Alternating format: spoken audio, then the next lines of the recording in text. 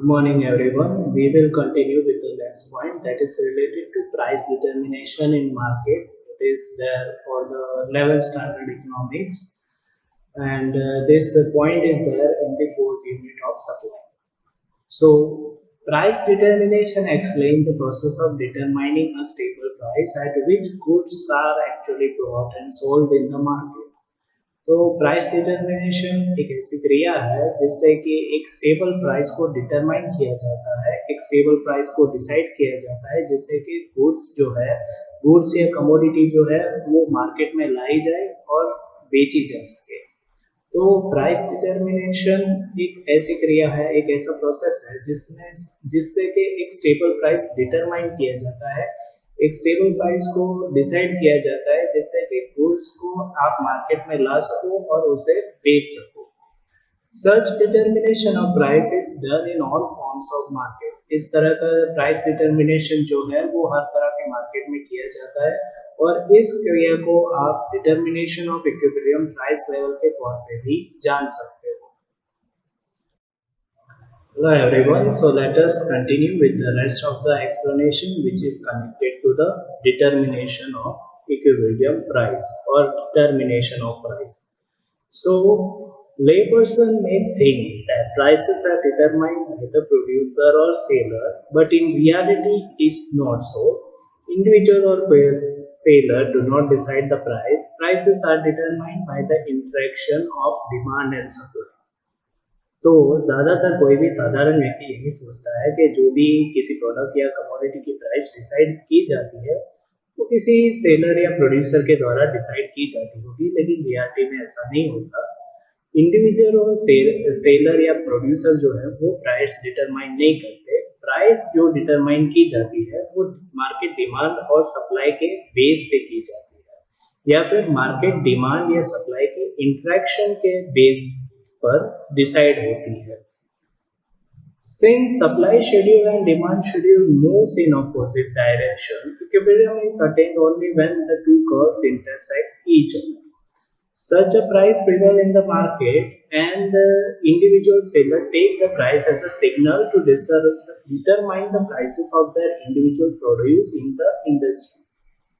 तो क्योंकि supply schedule और डिमांड शेड्यूल जो होता है वो ऑपोजिट डायरेक्शन में मूव करता है, इसलिए इक्विलिब्रियम सिर्फ तभी मेंटेन होगा या फिर इक्विलिब्रियम जो है वो सिर्फ तभी अटेन होगा जब ये दोनों कर्व एक दूसरे को इंटरसेक्ट कर रहे हो। उस वक्त जो इस इंटरसेक्शन पॉइंट पे जो प्राइस प्रिवेल करता है वही मार्केट प्राइस के तौर पे डिसाइड होता है और इससे इंडिविजुअल सेलर को ये डिटरमाइन करने में मदद मिलती है कि उसके प्रोडक्ट की प्राइस मार्केट में कितने तक रहेगी।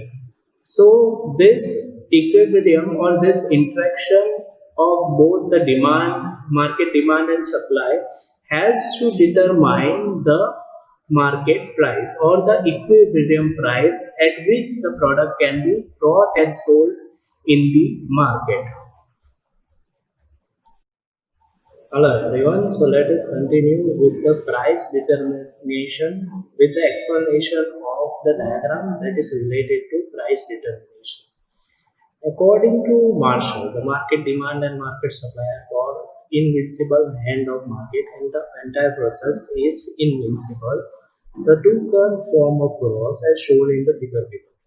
यहाँ पे मार्शल ने मार्केट डिमांड और मार्केट सप्लाई को as a invincible hand of market के तौर पे कंसिडर किया है, जो प्राइस डिटर्मिनेशन के लिए काफी अहम भूमिका निभाते हैं।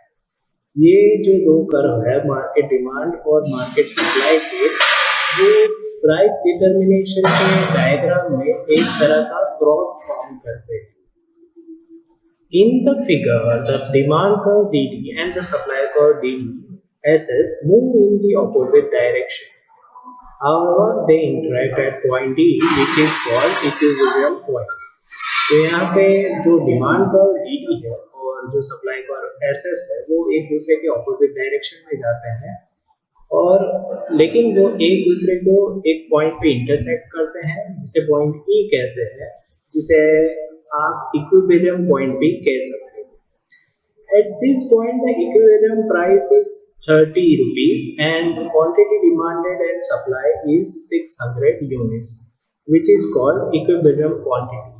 यहाँ इस पॉइंट पे इक्विलिब्रियम प्राइस जो है वो ₹30 है और जो क्वांटिटी डिमांडेड और जो क्वांटिटी सप्लाइड है वो 600 यूनिट है, जिसे आप इक्विलिब्रियम क्वांटिटी कह सकते हैं.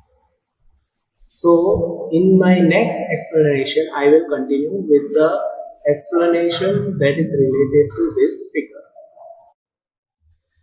Hi everyone, Jai Swaminarayan. So on the basis of the diagram of this price determination, here two scenarios are given. First scenario is that if price is raised by the industry to ₹40 by ignoring the demand and supply schedule, the total demand contrasts to 400 units from 600 units while supply expands to 800 units. Since demand is lesser than supply as shown by the distance between A and C, the market price will have a tendency to fall back to ₹30. This is equilibrating process of the market. तो यहाँ पे जो price determination का जो diagram है उसके base पे दो सिनारियो दिए गए हैं. उसमें से पहला सिनारियो जो है उसमें अगर इंडस्ट्री जो है वो अपने प्रोडक्ट का प्राइस 40 रुपीज़ तक रेस कर देते हैं डिमांड और सप्लाई शेड्यूल को इग्नोर करते हुए, तो उस वक्त डिमांड जो है वो 600 यूनिट से कॉन्ट्रास्ट होके 400 यूनिट हो जाएगा, जबकि जो सप्लाई है वो एक्सपांड होके 800 यूनिट तक चला जाएगा. तो यहाँ पे डिमांड जो है वो सप्लाई के कंपैरिजन में कम हो जाएगा, जो पॉइंट A to C के डिस्टेंस के थ्रू डायग्राम में दिखाया गया है. और ऐसे सिचुएशन में जो मार्केट प्राइस है वो फिर से गिर के 30 रुपये तक आ सकती है. और इस तरह की जो प्रक्रिया है उसे आप equilibrating process of the market कह सकते हो.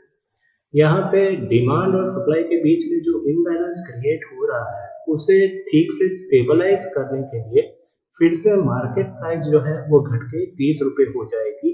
इस प्रक्रिया को आप equilibrating process of the market कह सकते हैं. सेकेंड सिनारियो है, now if price is reduced by the industry to ₹20 by ignoring the demand and supply schedule, the total demand expands to 800 units while supply contrasts to 400 units.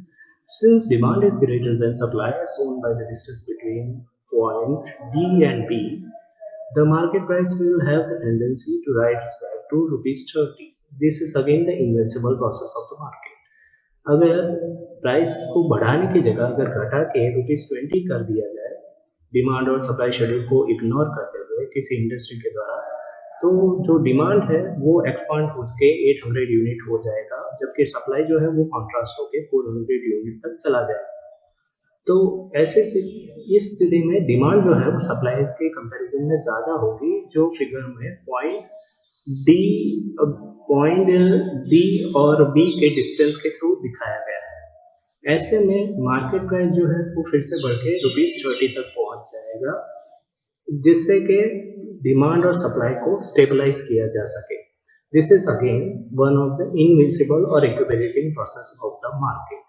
तो यहाँ पे एक stable price create करने की कोशिश हो रही है, यानी कि यहाँ पे डिमांड और सप्लाई के बीच में स्टेबिलिटी क्रिएट करने की कोशिश की जा रही है, जिससे कि जो इक्विलिब्रियम प्राइस है उसे ऑब्टेन किया जा सके और उसके थ्रू किसी प्रोडक्ट या सर्विस को बेचा जा सके. So this is all the process that is related with the market. Or you can say it is one of the equilibrating process of the market in which both the demand and supply is playing a major role in price determination.